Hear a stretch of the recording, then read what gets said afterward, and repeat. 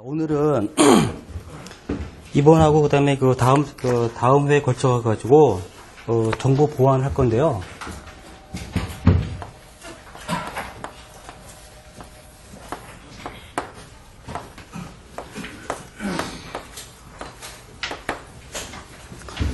제가 전에 이제 공부할 때 C사랑 그다음에 CISSP를 공부했거든요. 공부해가지고 제가 그러니까 이것만 땄어요. CISSP만 땄는데 이게 시험 보려고 하니까 70만 원이더라고요. 그때만 하더라도 75만 원이었거든요. 한번 시험 보는데 너무 비싸가지고 둘 중에 어떤 거 볼까 하다가 그냥 CISSP를 이제 봤어요. 근데 이제 그때 느끼는 게 이거 학원 좋은 데만 키웠구나 하는 게 좀 느꼈었어요. 그러니까 그러니까 C사는 약간 좀 관리적인 그쪽을 이제 공부를 하더라고요. 그리고 CISSP는 시스템적으로 그쪽으로 이제 공부했는데, 사실은 저도 이제 이거 딴 다음에 기술사 공부하면서 여기서 공부했던 게 좀 많이 도움이 됐었어요. 지금 보안이 특히나 네트워크 쪽을 이제 좀 아셔야지 쉽게 이해가 되거든요. 물론 여러분들이 네트워크를 다 물론 배우고 왔겠지만은, 저도 이제 처음에 기본반 할 때는 그냥 수업을 그냥 듣기만 해가지고 그냥 그런가 보다 했어요. 근데 이제 연구반 이제 올라가면서 시험을 보고 그래도 이제 벼락치기라도 하니까 그나마 좀 이게 기초가 생겨가지고 그 다음에 이제 보안을 딱 공부를 하니까 이게 왜 이 보안이 그러니까 이러한 공격 기법이 있고 이제 이렇게 방어하는지 그때서야 이제 이해가 되더라고요. 근데 이제 이 네트워크를 잘 모르는 상태에서 보안을 하면은 굉장히 뜬그림 잡기 식으로밖에 안 돼가지고, 제가 설명을 할 때도 이제 여러분들이 네트워크를 잘 모른다라는 그런 가정하에 좀 시간이 걸리더라도 좀 천천히 좀 설명을 할게요. 그래서 우리 교재랑 그 다음에 제가 프린트물을 다 첨부했잖아요. 근데 프린트물은 제가 서브노트로다가 정리한 건데요. 거기서 그러니까 그림이나 그런 것들은 다 일부러 뺐어요. 제가 이제 그릴 때 걷다가 그냥 그러니까 그리시라고 뺐고, 그리고 파워포인트로 또 된 것도 있거든요. 그거는 참고로 하세요. 원래 순서가 여러분들한테는 파워포인트로 된 거를 가리키고, 연구반에서 우리 이거 교재 있죠? 이거 빽빽한 거, 그거를 원래 가리키는 게 순서인데요. 제가 경험상 파워포인트로 한 거는 그건 다 그러니까 생짜로 그냥 외워야 되는 거기 때문에 아예 그냥 이렇게 좀 설명이 잘 돼 있는 우리 교재로 하는 게 더 낫겠더라고요. 그래서 제가 저는 이제 교재로 할 거고요. 파워포인트에 있는 자료들은 어차피 여기에 다 있거든요. 있으니까 그거는 따로 한번 보시는 게 좋을 거예요. 자, 그래서 우리 교재 1페이지를 이제 보시면은, 자, 이제 보안에 대해서 이제 묻고 있어요. 보안.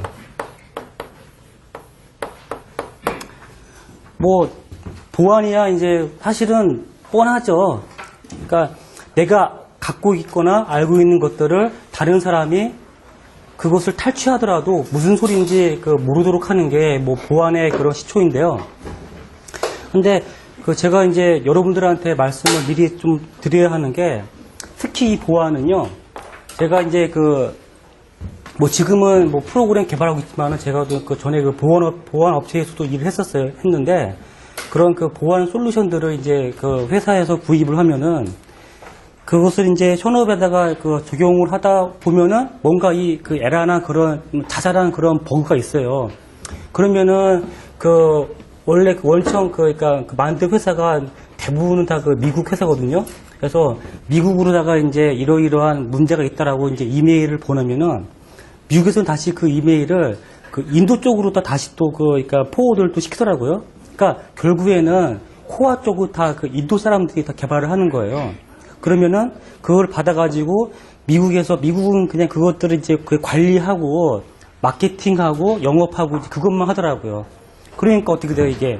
세월인 거예요, 이거. 뭐 하나 이제 빨리 우리는 이거를 고쳐야 하는데, 그럼 이메일이 미국 갔다가 미국에서 다시 인도 갔다가 또 이게 막 핑퐁을 몇 번 이렇게 때리면은 뭐 석 달, 넉 달은 금방 휙 지나가더라고요. 그래서 이게 코아 쪽은 여러분들한테 뭐 설명을 해도 저도 잘 모르고요. 우리가 할 거는 이제 그 밑단에 있는 그 응용 쪽 있죠. 그것만 할 거예요. 실제로 이제 그 보안 쪽에서 그 보안 그러니까 로직 사운드잖아요. 근데 그거 연구하다가 그 말년에 정신병원에 신세신 그런 분들이 많거든요. 그 로직이 이제 계속 돌잖아요. 그 뇌 속에서, 머릿속에서 그러니까 로직이 도는데 그게 이제 멈춰야지 밥도 먹고 잠도 자고 막 이럴 거잖아요. 근데 거기에 너무 막 이렇게 몰두를 하면은 그게 멈추지가 않는 거예요, 이게. 그러니까 어떻게 돼요, 이게 사람이 결국에는 미치거든요, 그게. 그래서 이제 성격적으로 나는 이걸 끝까지 막 그 파헤쳐야겠다 막 이러신 분들은 그 딴 데 가서 공부를 하셔야 돼요. 여기서는 그렇게 할 수도 없고 그리고 시험에도 도움이 안 되거든요. 그래서 제가 할 거는 이제 그 응용 쪽에 대해서 그다음에 그 원리라 응용 쪽만 설명할게요. 그래서 우리 그 교재 그 1페이지를 이제 딱 보시면은 자 이제 개요가 있어요. 개요가 있는데 개요는 한번 자 읽어 보시고요. 자, 이번에 그 보안의 목적이라고 되어 있죠. 그래서 거기 보시면은 자, 기밀성, 무결성, 뭐 가용성, 인증, 부인 방지라고 되어 있는데요. 요거는 외우세요.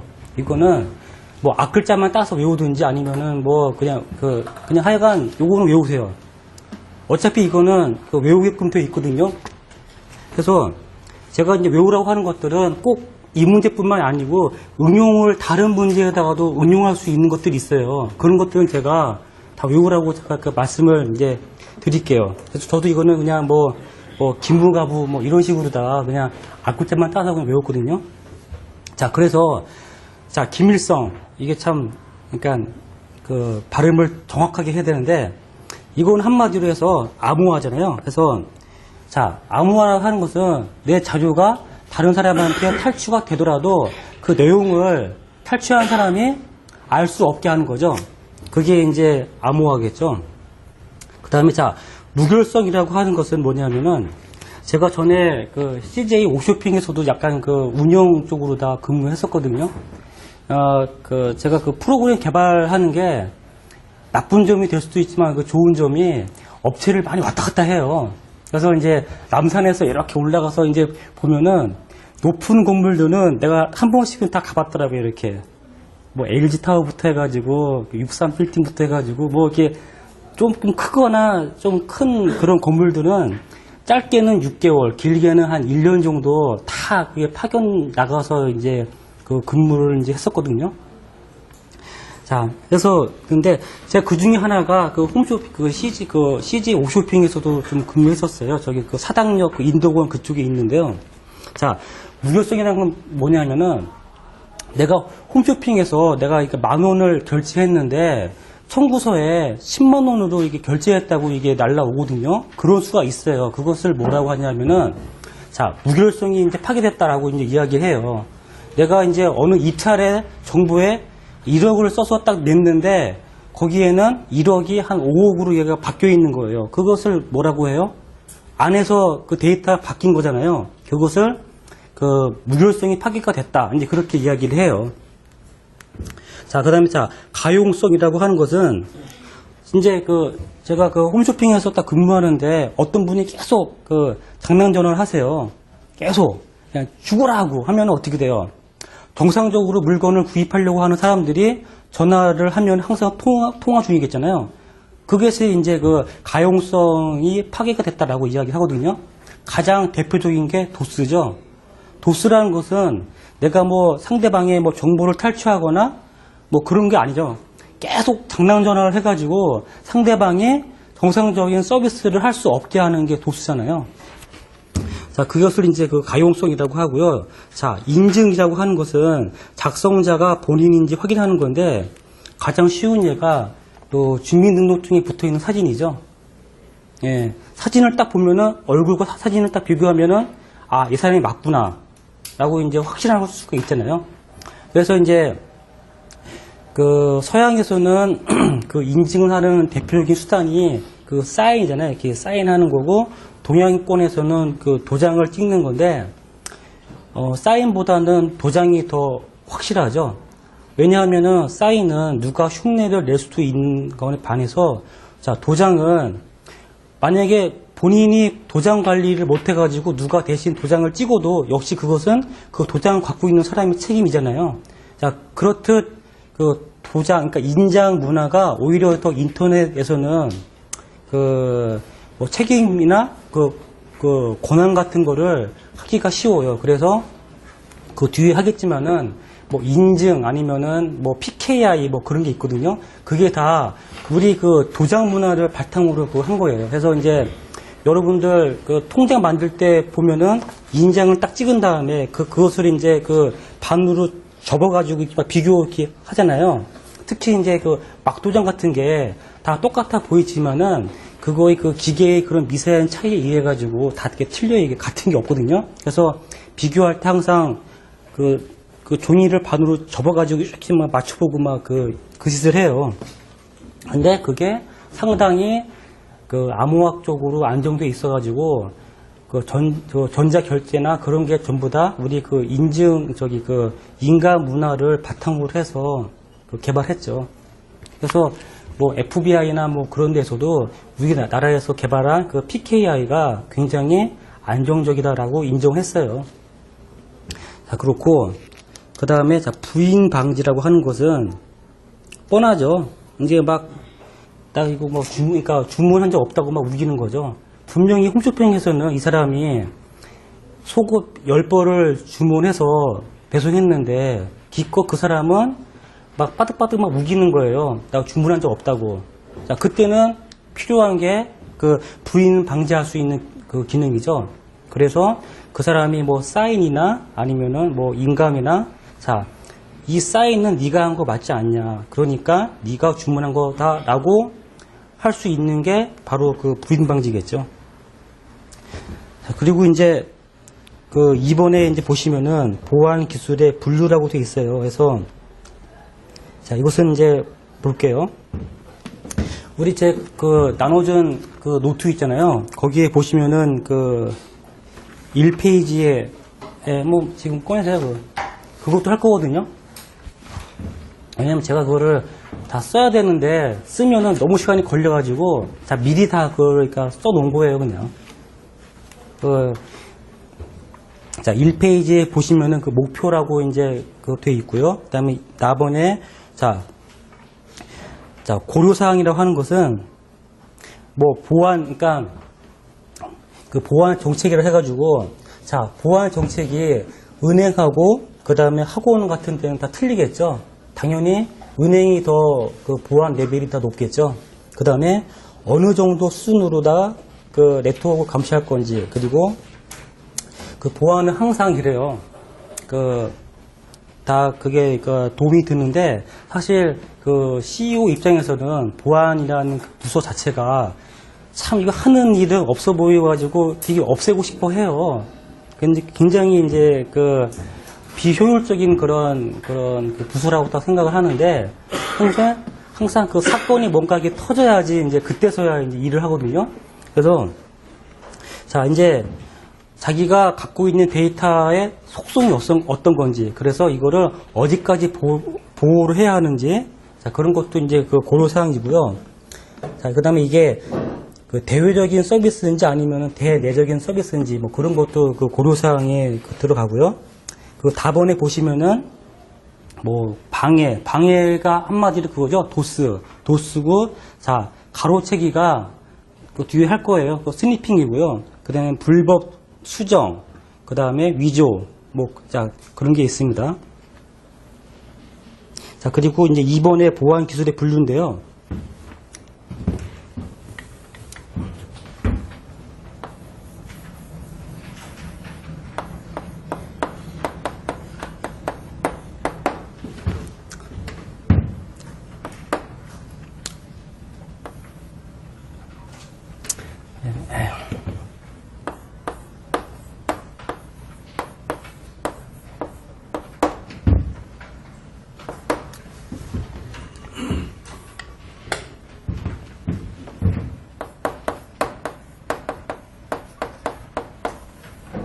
자, 이제 볼게요.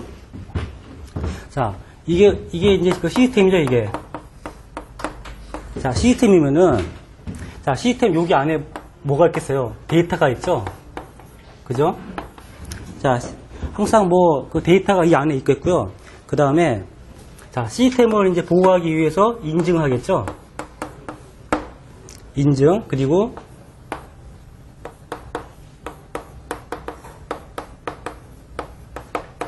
서버 보안,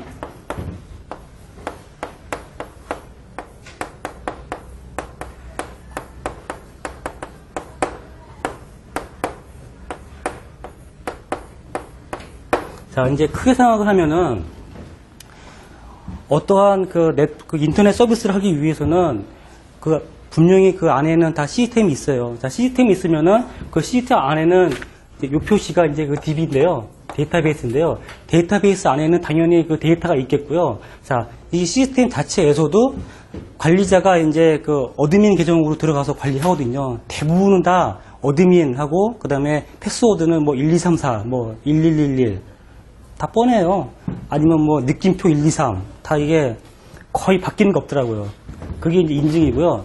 자, 이 네트워크 안에서 이제 얘를 그러니까 방어하려면은 뭐 VPN, 뭐 방화벽, IDS, IPS 이제 이런 게 있어요. 이제 크게 이런 그 왁구가 있고요. 자, 이제 거기에 이제 보시면은 자, 보안 기술의 분류 이래 가지고 되어 있죠. 자, 데이터 보안이라고 되어 있잖아요. 가번에. 데이터 보안이 바로 이거죠, 이거. 자, 이제 이 데이터라고 하는 것은 데이터뿐만이 아니고 뭐 콘텐츠 뭐 이런 거 있죠. 요즘에는 특히 그 콘텐츠의 자체에 대한 그런 그 보안이 좀 그러니까 중요시 되고 있어요. 자, 그 다음에 나번의 사용자 인증이죠, 이거. 사용자 인증이고요. 거기서 보시면은 뭐 PKI를 이용한 기술, 즉 사용자는 뭐 그거는 그 뒤에 할 거예요. 자, 그 다음에 다번에 자, 네트워크 보안이 있고요. 그 다음에 라번의 서버 보안, 뭐 기타 보안, 뭐 이런 게 있습니다. 그래서 자, 이런 것도 이거를 그냥 무대뽀로 이거를 외우려고 하면은 힘드니까 저도 이제 이렇게 그림을 통해서 이걸 외웠어요. 자, 이제 외웠고요. 자, 이제 그 3번에 보시면은 그 보안 솔루션의 역할과 기능이라고 되어 있어요. 그래서 이제 가번에 뭐 방화벽이, 그러니까 뭐 파이어월, 방화벽이 있고요. 그 다음에 나번에 보시면은 자, 침입 탐지가 있고 침입 방지가 있죠. 거기서 보시면은 IDS와 IPS가 있어요. 그래서 자, 방화벽은요 침입 방지고요. 요거 헷갈리지 마세요. 방화벽은 침입 방지고요. 그 다음에 IDS는 침입 다시 할게요. 방화벽은 차단이에요. 차단. 저도 헷갈리네요. 방화벽은 차단이고요. 그 다음에 IDS는 탐지예요. 탐지. 그 다음에 IPS는 방지. 그래서 이제 저도 이것도 시간이 이제 헷갈려가지고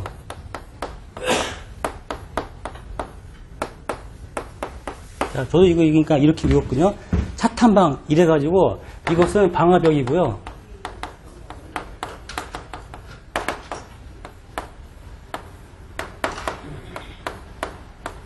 자, 이것은 이제 IPS거든요. 그래서 이렇게 이해하시면 돼요. 여러분들 그 아파트에 이제 보시면은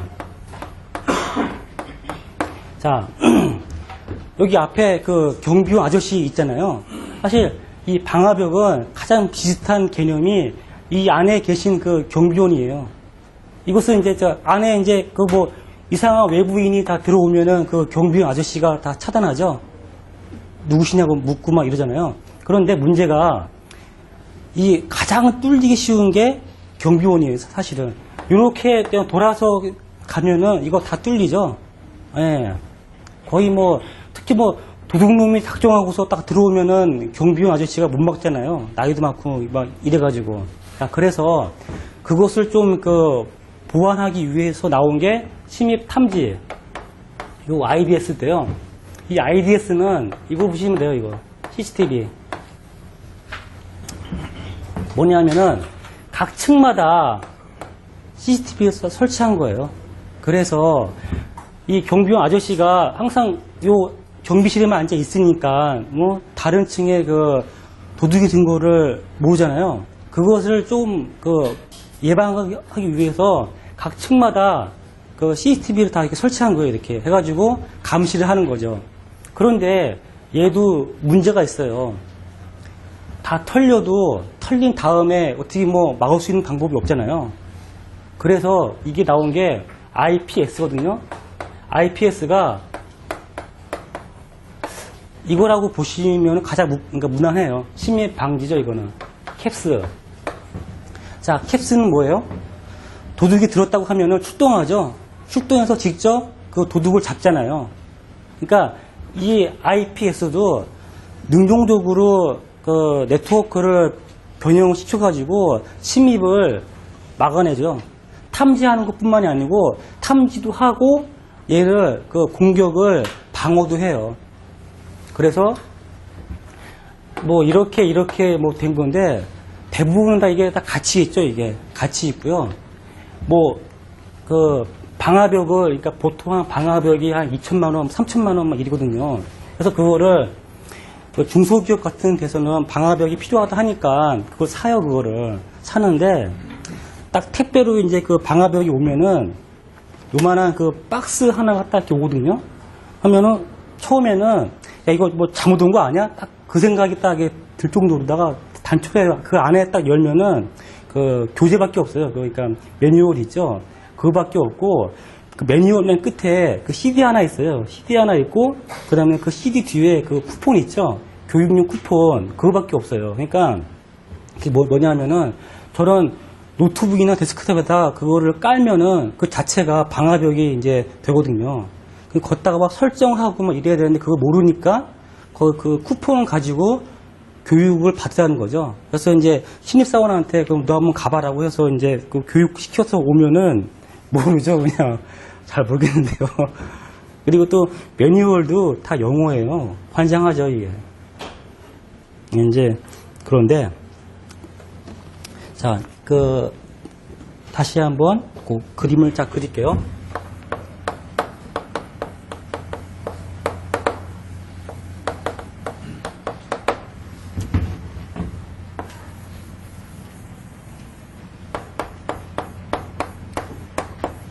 이거는 저희 그 2페이지 있잖아요. 그 공간 좀 큰 거 있죠? 걷다가 이거는 그리세요.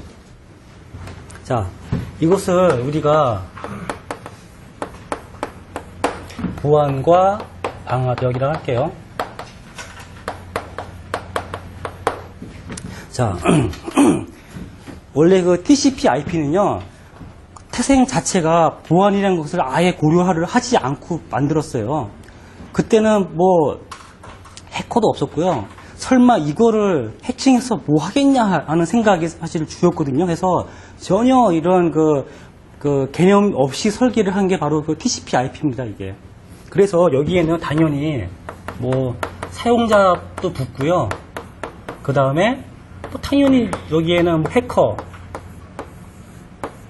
다 여기에 붙어 있겠죠, 이제. 자, 붙어 있고요.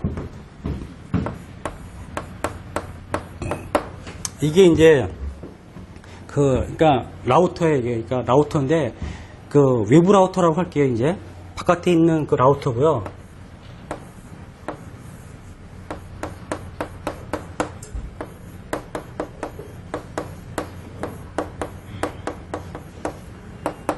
자, 이제 그 방화벽 표시를 대부분 다 이렇게 해요. 그러니까 그 셔터처럼 이제 그 표시를 하거든요. 그리고 여기에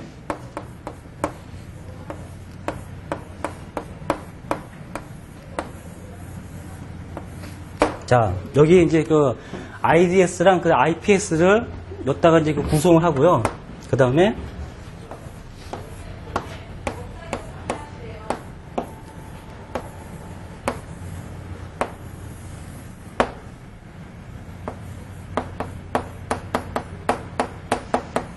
자, 이제 사용자들이 이제 여기에 붙어 있겠죠. 그러니까 한 그 사무실에서 근무하는 그런 사용자들은 이 안에서 이제 있는 거죠. 자, 이 안에서 있고요.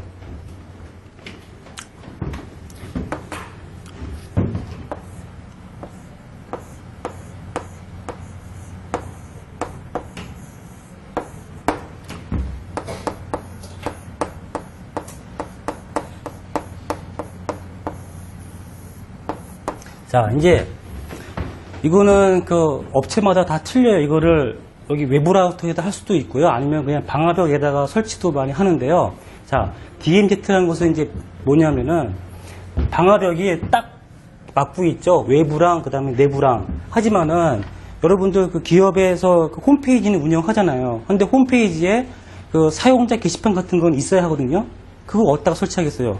여기다 설치하면 안 되거든요. 여기에 뭐 서버도 있고, 그 다음에 여기에 뭐 사용자들이 여기 쭉 이렇게 붙어 있겠죠. 이렇게 쭉 붙어 있는데, 이 서버에다 설치를 할 수가 없어요. 그 외부 사용자 그 게시판들은. 그때 그 게시판을 어디다 설치하냐면은, 여기 그 DMZ에다 설치를 하는 거예요. 즉, 여기 DMZ에 있는 데이터들은 탈취를 해도 그닥 그 중요하지 않은 것들 있죠. 그런 그 데이터나 아니면은 그 사용자 뭐 불만 접수 같은 그런 서비스들을 여기다가 이제 그 구축을 하고요. 그게 바로 그러니까 우리 그 비무장지대 그 DMZ랑 뜻이 같아요, 이게. 그 뜻이고, 자, 하니팟을 이제 뭐냐면은 일종의 그 이게 미끼거든요, 이게 미끼인데 해커들이 이제 침입을 해요, 이제. 자, 침입을 하는데 이 하니팟을 뭐 이렇게도 많이 해서 설치를 해요. 이거를 이렇게도 해서 마치 해커들은 여기에 있는 서버를 이제 뚫은 거예요. 이제 드디어 뚫어가지고 이 서버를 여니까 뭐 고객 정보 쫙 있고 뭐 1급 비밀 쫙 있어요. 그래서 이야 막 좋아가지고 여기서 막 돌아다니면서 다 데이터를 탈취하는데 사실은 얘를 해킹한 게 아니고 이것을 해킹을 한 거예요. 사실은 얘는 일부러 약간 좀 그 틈을 좀 벌어놓게 해가지고 해커들이 여기는 좀 그러니까 침입이 좀 가능하도록 해놨어요. 해서 이것은 이제 이거를 유심히 딱 관찰해가지고 자 해커들이 어떠한 기술을 쓰는지 아니면은 공격 유형이 어떤지 뭐 그런 것들을 이제 관찰하는 거죠. 그 목적이 이제 한이팟 그거죠. 뭐 꿀단지 뭐 그런 거거든요. 이게 하나의 그 미끼 역할을 이제 얘가 이렇게 하고 있는 거예요. 자, 그래서 요거를 한번 쭉 보시면은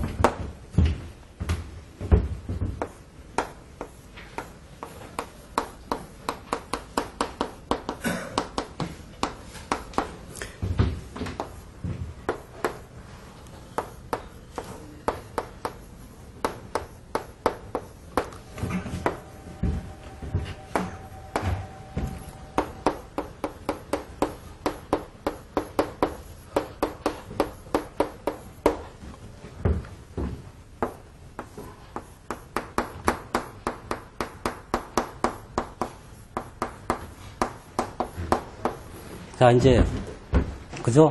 뻔하죠? 이거, 외부 사용자도 있고, 그 다음에 전혀 그 보안성이 없는 공중망이 있고요. 보안 시스템은, 요렇게 이제 보통 이야기를 해요. 이 라우터 자체도 이제 억세스 리스트를 해가지고, 엉뚱한 전혀 다른 IP 같은 것들은 다 걸러내는 기능도 하거든요. 그래서 얘도 이제 그냥 보안 시스템에다가 이제 놓기도 하고요. 자, 그리고,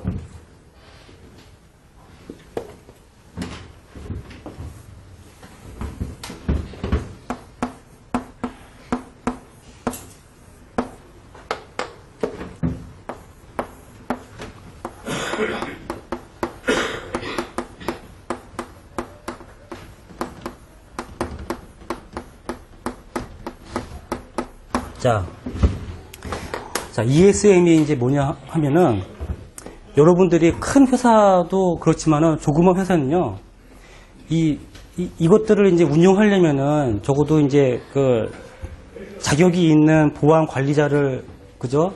입사를 시켜야 하죠. 그 다음에 이거는 24시간 운영을 해야 돼요, 이거를. 그러니까 적어도 한 3명 정도는 필요하거든요.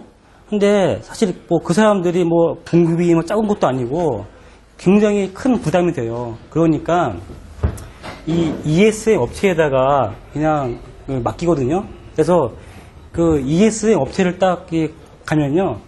여기에 큰 모니터가 이렇게 있고요. 그 다음에 요 앞에 사람들이 이렇게 쭉 이렇게 앉아있어요. 이렇게. 그래서 이 사람들이 이제 보안 관리자고요.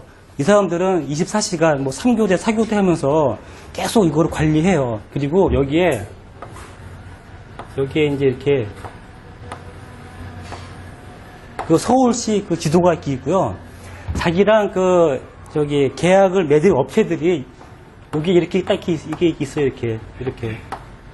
그래서 이거를 24시간 이제 관리를 대신 해주는 거예요. 물론 공짜는 아니죠. 뭐 한 달에 뭐 얼마씩 이제 내면은 이 ESM 업체는요. 여기뿐만이 아니고 뭐 다른 데들 있잖아요. 그거를 다 원격에서 다 이거를 이제 24시간 관리를 해주고 있어요. 그것을 이제 그 ESM이라고 하고요. 자, 그리고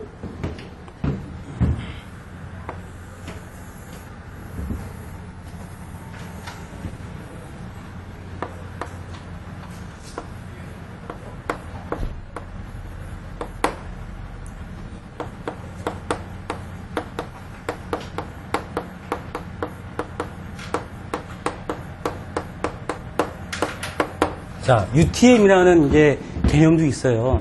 이제 그 여러분들 그 공부하시다가 보면 뒤쪽에 이제 그 UTM이 이제 그 나오는데요. 딴 게 아니고 회사 같은 경우에도 막 그 장비들이 되게 많아요. 그 조그만 업체들도 막 수십 뭐 저런 뭐 그 안 쓰는 컴퓨터들 막 많이 있고 막 이러거든요. 근데 이런 그 다양한 그런 그 솔루션들을 통합으로 이제 관리해보자. 라해서 나오는 개념이 이 UTM이에요, 이거 UTM. 그러니까 새로운 거 맨날 사고 막 그러지 말고 기존에 있는 것들을 한번 최대한 활용을 한번 해보자라고 하는 그 개념이 이제 그 UTM이죠. 자, 그래서 자, 위협에는 특히 이제 그 할 건데 위협에는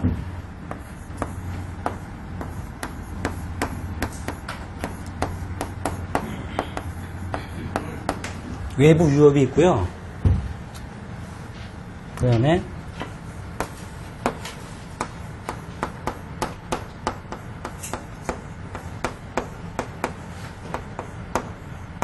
자, 위협에는 내부 위협이 있고 그 다음 외부 위협이 있어요. 우리가 흔히 생각하는 게 위협은 그러면 외부에서 해커들이 공격하는 것만 있겠다라고 생각하지만은 사실 얘는요. 대부분 다 막을 수가 있어요. 막을 수가 있는데, 진짜 큰 위협은 이거죠, 이거. 외부. 10명 도둑놈을 잡더라도 1명 집안에서 이렇게 하는 사람, 그거는 잡을 수가 없잖아요. 그래서 이거 어떻게 돼요, 이거. 제가 지금 일하고 있는 그 수원 그 삼성전자에서도요, 한 달에 한 번씩 그 보안 교육을 해요. 근데 말이 보안 교육이지 거의 그 뭐 협박이에요, 그거는. 야, 너희들, 우리가 다 감시하고 있으니까, USB 있잖아요. USB보다 뭐 데이터 뭐 가져 나가지 말고, 그 다음에 뭐 하지 말고, 외부 사용자 뭐 인터넷 뭐 하지 말고, 막 그런 것들을 한 달에 한 번씩 교육을 막 시켜요. 그래서 뭐 그 보안 서약서 있잖아요. 그것도 막 쓰게 하고 막 이거든요. 그러니까 이거는 굉장히 좀 그 힘들죠, 이거는. 이건 막기가 대부분은, 한데 이렇게 해도 뚫리는 게 회사를 그만두고서요 중국으로 가버려요. 중국 회사로다가. 그러면 그 사람들은 그냥 그만두지 않거든요. 아니 자기가 했던 거 다 쟁겨가지고 다 이제 퇴사하거든요. 그런 거 막기가 되게 애매해요. 가장 큰 위협이 이거죠. 내부 위협이죠. 그러니까 그러니까 그 실수해가지고 이 안에 있는 서버의 그런 그 메모리나 하드웨어를 그 메모리를 그 고갈시키는 것도 있고 아니면은 진짜 작정을 하고서 그냥 하는 그 사람들도 있어요. 이게 가장 큰 위협이고요. 그래서 이제 가장 큰 게 있잖아요. 그 USB 있죠. USB는요, 그 안에 우리 통과할 때 삑삑이 울리는 거 있잖아요. 그거 이렇게 지나가도요, USB는 안 울려요. 그거는 쇠가 없거든요. 그 안에 조그만 거밖에 없어가지고, 자동차 키는 울리는데, USB는 울리지 않더라고요. 그러니까, 가장 웃겼던 게 007에서 스카이폴인가요? 거기서 M 있잖아요, M. 전에 M은 되게 나이 많고 그런 사람이었는데, 스카이폴에서는 되게 어린 사람으로 이제 바뀌었더라고요. MI6가 다 털리는 게 이유가 범인에서 잡은 USB가 이게 뭐지? 이러면서 자기 컴퓨터에 꽂잖아요. 꽂았는데 다 그 건물 다 털리고 해서 도망쳐가지고 지하철 터지고 막 이러잖아요. 그러니까 그게 그 USB가 가장 큰 게 문제예요, 지금. 아무리 하더라도 USB가 뭐 몇 기가가 이게 막 넘으니까 그냥 한 큐에 그냥 이게 다 털리거든요, 이게. 그래서 웬만한 데는 아예 그 컴퓨터에 보안 프로그램을 깔면은 아예 그 USB를 그 인식을 이제 못하게 하는데 역시나 그것도 또 다 또 그 죽이는 방법도 있어요, 또 이거를. 다 이제 그 죽이더라고요. 그래서 이제 그 인터넷도 보면은 전에는 이제 그 망을 아예 그 분리했거든요. 근데 지금 거기는 어떻게 하고 있냐면은 그 원격 데스크탑으로다가 딱 그러니까 PC가 여기 있어요. 그러니까 여기에 있어가지고 이 안에서 여러분들 그 원격 데스크탑 연결하잖아요. 얘로다가 딱 접속을 해가지고 인터넷을 얘가 하더라고요. 그러니까 그렇게도 많이 해요. 그렇게 하니까 어떻게 돼요? 처음에 몰라가지고 그 이메일을 통해서 다운로드를 딱 받았는데 다운로드가 이쪽으로 하잖아요. 아무리 해도 이 안에 있는 내가 그 파일을 받을 수가 없더라고요, 이게. 그래서 이제 전에는 그 망물리를 했는데 망물리가 불편하잖아요, 이게. 그러니까 이제 이렇게 많이 하더라고요. 자, 그리고 자, 이제 자, 그 방화벽 있잖아요. 자, 이놈, 이거 하자고 했잖아요. 이거, 방화벽. 자, 이건데요. 이거의 가장 큰 거는,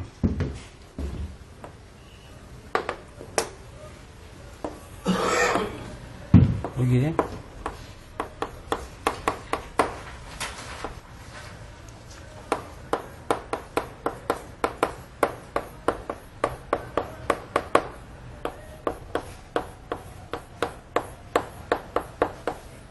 자, 이게 이제 뭐냐면은, 자, 내부로부터 나가는 IP를 위장한다라고 되어 있잖아요. 자, 보통 이제 여기 있는 사용자가 이쪽으로 이제 그 데이터를 이제 줄 때가 있어요. 주는데, 보통 이제 그 뚫리는 게 이 사람의 그 IP 주소를 가지고서 얘가 해킹을 하거든요.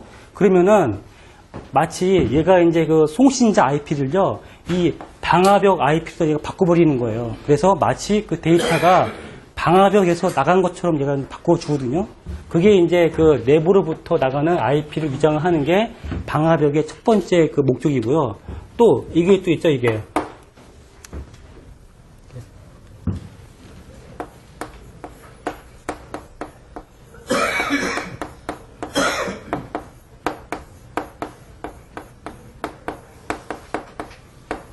자, 외부로부터 침입을 이제 방지하잖아요. 그게 이제 그 방화벽의 큰 두 가지 그 목적이 이거예요. 외부로부터, 그죠? 외부로부터 침입을 방지하는 게 첫 번째고요. 자, 두 번째가 내부에서 외부로 나가는 이 원천 소스의 그 IP 주소를 이제 바꾸는 거예요. 마치 방화벽에서 만든 것처럼. 그 두 개고요. 사실 이제, 자, 네트워크 보안은 사실 이게 다예요, 이게. 여러분들이 이제 따로 그 공부할 때 요런 그 단어들이 쭉쭉 이게 나오거든요. 하면은, 아, 이게 이제 이런 거구나, 라고 이제 아시면은 이제 되겠습니다. 그래서, 제가 그 프린트물 보시면 그 밑에 이제 있죠? 침입 차단. 그죠? 거기 이제 그 밑에 이제 그 표 있잖아요. 그 표를 이제 딱 보시면은, 자, 이게 사실 핵심이거든요, 이게. 이것만 알고 있어도 웬만한 거 다 쓰세요. 자, 침입 차단은 방화벽, 그죠? 차탄방 있잖아요. 그래서 가장 큰 게 인증되지 않는 트래픽을 막는다. 그죠? 인증되지 않는 트래픽을 막고 내부로부터 나가는 IP를 위장한다. 그래서 가장 이해하기 쉬운 거는 그 경비원이다. 아파트 경비원이다. 그 다음에, 자, 탐지. 침입 탐지는 IDS고, 자, 원바이러스 내부 감시 역할을 한다라고 되어 있죠. 이거 그냥 그 CCTV라고 이해를 하시면 됩니다. 얘는 그냥 CCTV라고 하는 거고요. 그 다음에, 그러니까 탐지죠, 이게. 탐지고, 자, 방지는 IPS인데, 능동적으로 유해 트래픽을 차단한다. 캡스죠, 이게 한마디로. 자, 캡스고요. 그 다음에 ESM 있네요. 여기 ESM 원격 통합 제어라고 되어 있네요. 그래서 집중적으로 통합 관리해 준다. 그러니까 원격에서 자기랑 그 계약 매진 업체에 대해서는 대신 이제 관리를 해주는 게 ESN이고요. 자, UTM은 원격 통합 위협 관리 이건데 여러 보안 제품의 기능을 통합해서 관리한다. 이제 그렇게 이해하시면 되겠습니다. 자, 그 다음에 그 3페이지를 이제 볼게요. 자, 그 3페이지를 보시면은 그 프린트물, 예. 아니, 우리 프린트물 있죠? 이거. 프린트물. 이게 교재고요. 이게 프린트물이에요. 프린트물 그 3페이지에 이제 보시면은, 자, 그 방화벽 있잖아요. 이거 그냥 다 그리시면은 그냥 되는데, 방화벽만 이제 그린다 하면은 시간이 없으니까, 요것만 이제 이렇게 강조해서 이제 그리면은 이제 됩니다. 그래서, 방화벽은 이거죠, 이거. 큰 게. 외부로부터 침입 방지하고, 내부로 나가는 IP를 위장을 하는 거죠. 그래서 이제 그 방화벽의 목적을 이제 보시면은, 가번에 내부망과 외부망을 이제 분리를 한다. 이제 그게 이 소리예요, 이거. 방화벽이요. 내부망과 외부망을 이제 분리하죠. 자, 그 다음에 나번에 보면은, 자, 부정 접속을 이제 차단합니다, 이게. 제가 전에 방화벽을 좀 운영했는데요. 방화벽 운영할 때 어떻게 하냐면은, 접속하는 사람들 IP 주소를 다 받아요. 받아서 여기에다 세팅을 다 하는 거예요. 이 IP 몇 번부터 몇 번까지는 받아라 라고 딱 세팅하거든요. 하면은 그 외의 IP들은요, 얘가 아예 열어주질 않아요. 그러니까 그게 이제 부정 접속을 이제 차단하고, 그 다음에 허가되지 않는 트래픽, 특히 이제 도스나 그런 것들을 다 차단하는 거죠. 그리고 통신을 이제 제어하는 거고요. 그래서 2번에 보시면은 방화벽의 주요 기능이라고 되어 있는데요. 접근 통제, 로깅, 그 다음에 인증, 데이터 암호화. 요것도 저도 그냥 앞자만 따서 그냥 다 외웠어요, 이것도. 외웠는데, 이런 주요 기능들이 있는데, 방화벽은요, 큰 단점이 있어요. 얘는 뭐냐면은, 얘는 한 번 뚫리면은 그냥 그걸로 끝이에요. 어떻게 뚫리냐 하면은, 이 해커가 인증된 IP를 얘가 바꿔버려요. 자기 IP를 안 하고요. 인증된 IP를 어떻게 알아가지고, 그거를 송신자 IP로 다 바꿔가지고, 딱 전송을 하면은요, 얘는 딱 IP를 열어봤는데, 이거는 액세스 리스트에 포함된 IP네? 허용. 하면은 그 순간에 그냥 이 안에 안쪽이 다 이게 뚫리거든요, 이게. 그래서 가장 큰 문제점은 방화벽은 한 번은 그냥 뚫리면은 그걸로 끝이에요. 그런 그러니까 문제점이 이제 있고요. 자, 그래서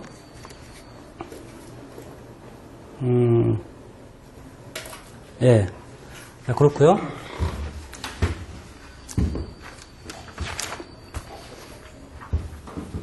이쪽으로 할게요.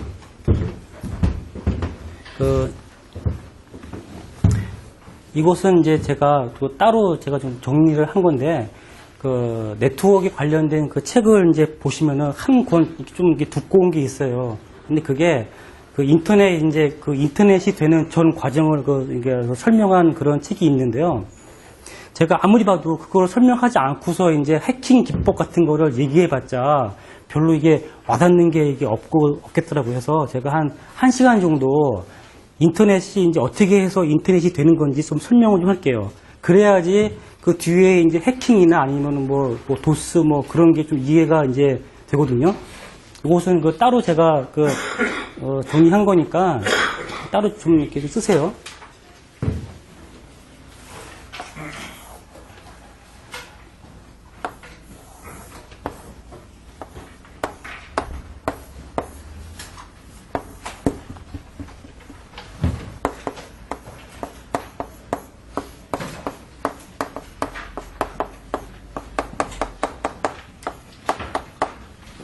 이게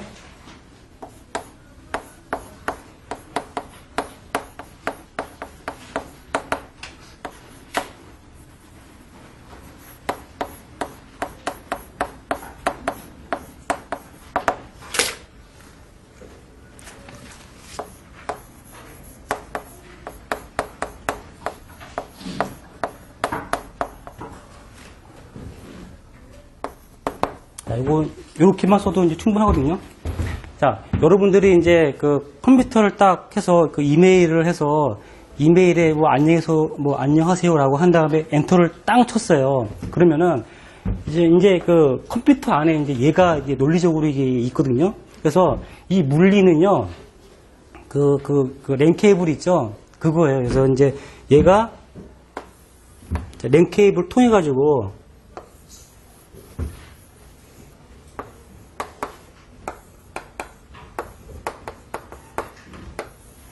자, 이게 이제 뭔지는 모르지만 하여간 그 네트워크를 이제 쭉 통하거든요. 네트워크를 통한 다음에, 자, 이게 이제 그 상대방 그 PC인데요. 상대방 PC도 이게 똑같이 얘가 있는 거예요. 그래서, 자, 물리는 이제 그 물리적인 그 랜 케이블 있죠.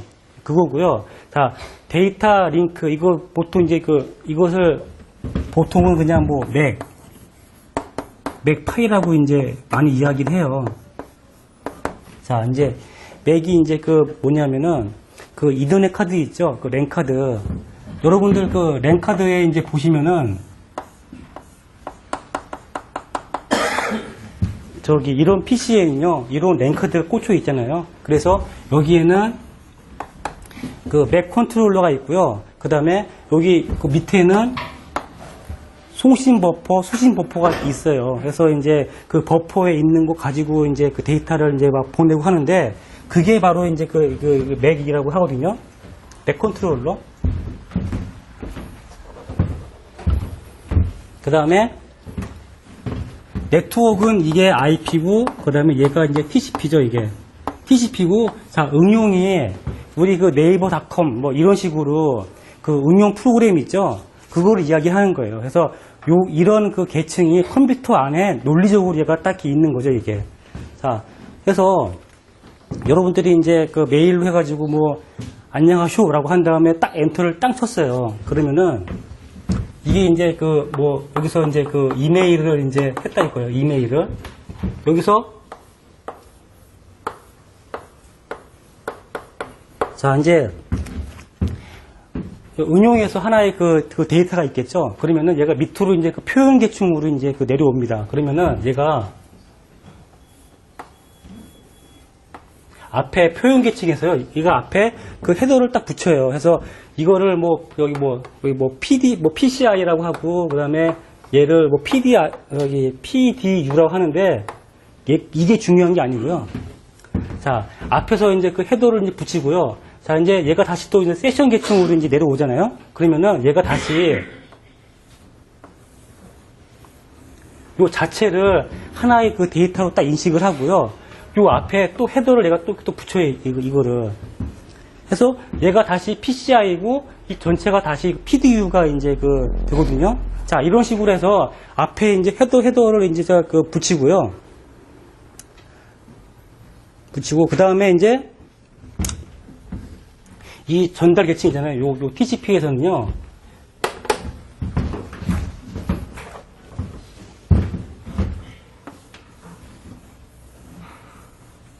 자, 이게 너무 이제 좀 기니까 얘를 좀 잘라요. 얘를.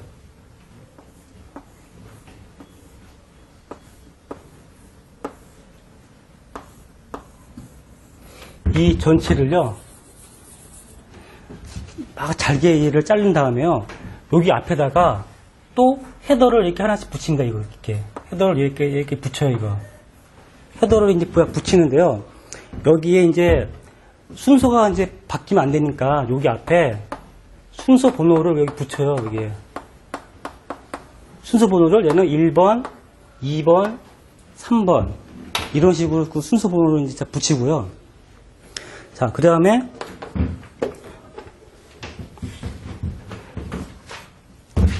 또 얘가 이제 그 네트워크 계층으로 이제 내려오잖아요. 하면은 얘를 다시 하나의 데이터로 인식을 한 다음에 여기 앞에 또 헤더를 또 이게 붙여요. 또 얘도 붙이고 얘도 붙이고 얘도 붙이고 헤더를 또 이게 붙인다고요. 자, 붙이고 여기서 다시 여기다가 다시 또 헤더를 붙이고요. 물리에서요, 여기서 다시 앞에다가 헤더를 붙이고, 자, 테일러를 이제 그 붙이거든요. 자, 그게, 요거를 이제 뭐라 부르냐면은 맥 프레임이라고 이제 얘를 부르고요. 그 다음에 얘를 IP 패킷이라고 이제 부르고요. 그 다음에 얘를 이제 그 TCP 그 세그먼트라고 얘를 부르거든요. 그래서 책에도 이제 보면은 막 그 순서가 헷갈려가지고 막 세그먼트하고 이제 패킷, 맥프레임 그걸 막 섞어서 쓰는 책도 있어요. 하여튼 그거는 그 정확하게 표현하면요. 세그먼트는 그 4계층에 있는 것을 그 세그먼트라고 하고요. 3계층에 있는 건 패킷이라고 이야기를 해요, 이거를. 그래서 이제 책에도 이제 보면은 자, IP 패킷의 헤더 구조를 구일하는 그런 문제가 있고요. 그 다음에 어떤 거에는 맥프레임 또는 이더넷 프레임의 헤더 구조를 구일하는 문제가 있어요. 그거 헷갈리시면 안 돼요, 그게. 패킷은 이거를 구일하는 거고요. 맥프레임은 이제 요거로 이제 구일하는 그런 그 내용이거든요. 자, 그래서 한번 자, 볼게요. 자, 이거 있죠, 이거. 이걸 이제 보시면은 얘가 어떻게 되어 있냐면은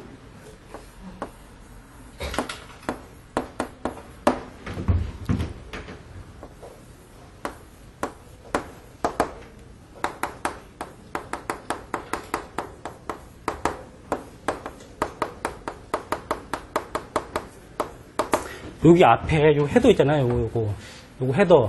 요 헤더에 붙이기에 이제 뭘 붙였냐면은 송신 포트하고요.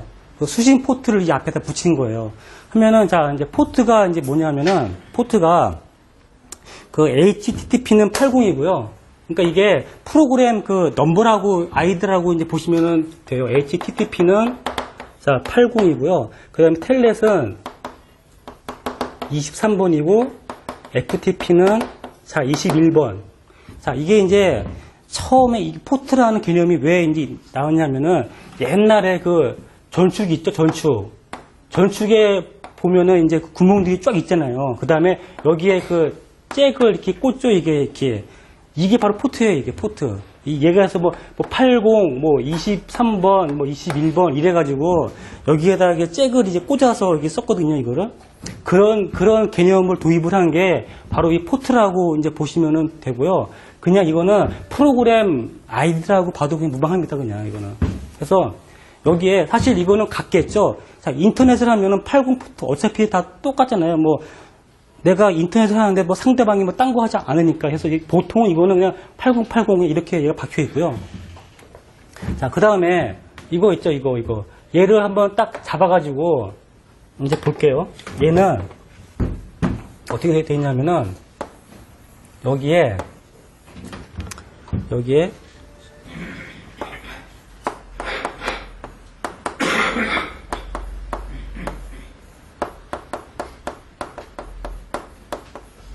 자,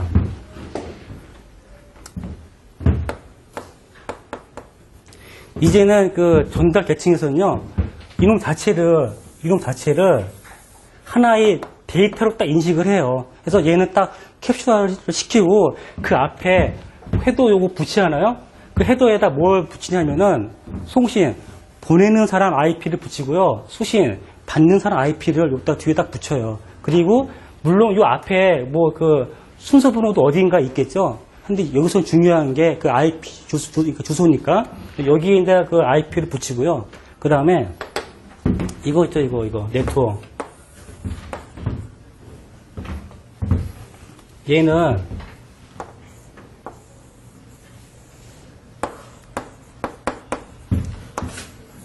아이고 너무 크게 했다.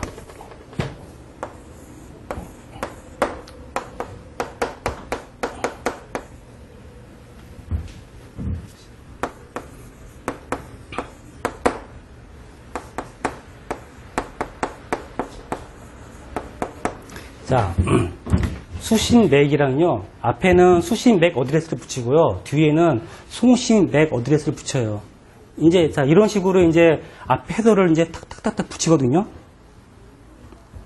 그 다음에,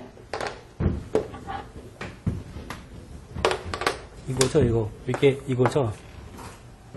다시, 이 그 맥 프레임도 여기에다가 하나의 그 전체 그 데이터를 이제 그 인식을 하고 앞에다가는 헤더 저 프리앰브를 붙이고 뒤에다가는 그 여기 테일러 FCS를 이제 붙이거든요. 자, 그래서 이제 우리가 IP 패킷이라고 하면은 이거고요. 그 다음에 또 하자 그냥.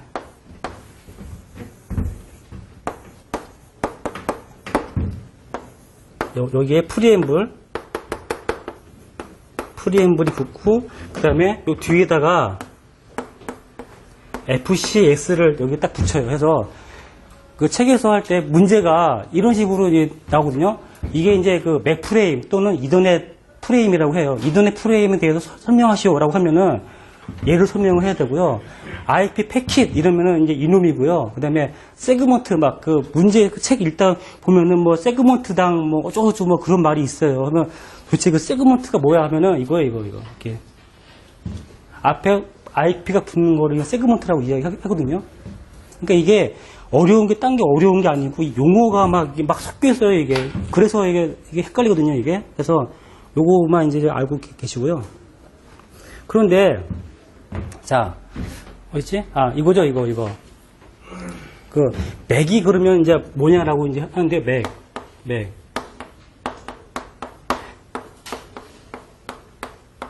자, IP는 뭔지 알죠? IP는 저 PC 하나마다 그 다 IP 고유한 그 IP 번호가 다 그 세팅이 있잖아요. 그런데 자, 이 맥은 이제 뭐냐라고 묻는데요. 자, 이거 IP는요, 이거는 주소고 얘는 이름이라고 봐도 무방합니다. 그 인터넷 세계에서는요, 원칙이 1가구 1주택 원칙이에요. 한 집에는 한 집만 살아야 하거든요. 그런데 어떤 분들은 그 IP 공유기를 쓰시는 분들이 있어요. 그러니까 IP가 좀 요즘에 비싸니까 IP 하나만 받고 인터넷 컴퓨터를 2대를 딱 연결해가지고 돌아서 쓰시는 분들이 있거든요. 그 사람들 위해서 이게 맥이 있는 거예요. 이게 맥 어드레스가. 즉, 그 집에도 집이 하나인데 사람이 2명 살 수도 있잖아요. 그러니까 이 맥 어드레스를 써가지고 구분하는 거예요. 이게 어딨어요, 이게? 그 랜카드에 있죠, 이거. 그 랜카드에 아까 내가 그린 거 있죠? 여기에 그 맥 어드레스가 있거든요. 이 맥 어드레스는요, 유니크해요, 이거는. 그러니까 그 아이아나에서 그 세계에서 이 랭크드 만든 공장한테 다 그 할당했어요. 너는 맥 어드레스를 어디까지 쓰고 다 할당해가지고 얘는 뭐 중복이 날 수가 없거든요. 얘는 무조건 유니크해요, 이거를. 그래서 이제 그 인터넷 커맨드 친 다음에 config/5를 딱 치면은 그 맥 어드레스가 이제 나오거든요. 근데 보시면은 A 빵빵 1 빵빵 뭐 슬래시 있고 뭐 1 빵빵 A 빵빵 되게 이게 길어요, 이게. 왜냐하면 이게 유니크해야 하니까. 그게 해서 이제 그 맥 어드레스고요. 그래서 그 그러니까 보내는 사람, 받는 사람 그 맥 어드레스를 여기에다 딱 세팅을 하는 거예요. 여기 한 5분만 쉬었다가요. 그 10시에 하도록 하겠습니다.